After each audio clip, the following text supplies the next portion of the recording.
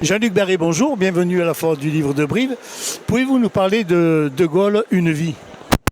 Ça dépend le temps que vous me laissez, mais écoutez, c'est une entreprise de plusieurs années où j'ai voulu reprendre absolument toute l'histoire de la vie du plus grand homme français, je pense, du personnage essentiel de l'histoire française depuis bien longtemps. C'est une entreprise monumentale qui finalement n'est pas très fréquente puisqu'il y a peu de biographies en France en général. Il y en a essentiellement 4 depuis 1964.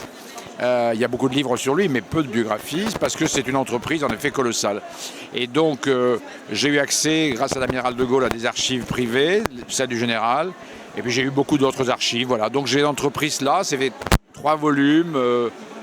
C'est une entreprise titanesque, mais je suis très heureux parce que d'abord elle a du succès et je constate que beaucoup de gens me disent qu'ils redécouvrent un petit peu l'action et la personnalité de Gaulle. Donc voilà. Et de là, je publie le 2e volume, c'est-à-dire à la fois dans la sécurité et dans la stabilité. Donc c'est effectivement la référence, c'est l'homme qui a construit les institutions qui aujourd'hui sont le meilleur rempart pour pouvoir gouverner, pouvoir diriger un pays dans des conditions stables.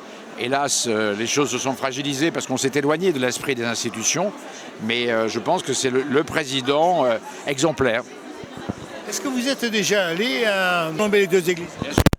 Je suis allé à Colombey d'abord, premièrement pour travailler, ensuite parce qu'il faut aller là-bas, il faut voir ce lieu qui reste un lieu impressionnant de sobriété, d'élégance, mais de sobriété. Je veux dire, c'est une sorte de gentilhommière qui peut paraître modeste au regard de mais il n'y avait pas chez De Gaulle le goût de ce qui était ostentatoire ou de ce qui était mondain ou luxueux, etc.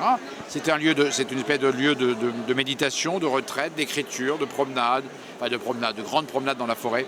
Voilà, c'est un lieu qui lui ressemble en fait. C'est un lieu surprenant, mais non, j'aime beaucoup ce lieu. J'aime beaucoup sa bibliothèque. J'ai eu le plaisir de pouvoir inventorier. J'ai regardé les livres qu'il lisait, etc. Alors que d'habitude, on n'accède pas à cette bibliothèque.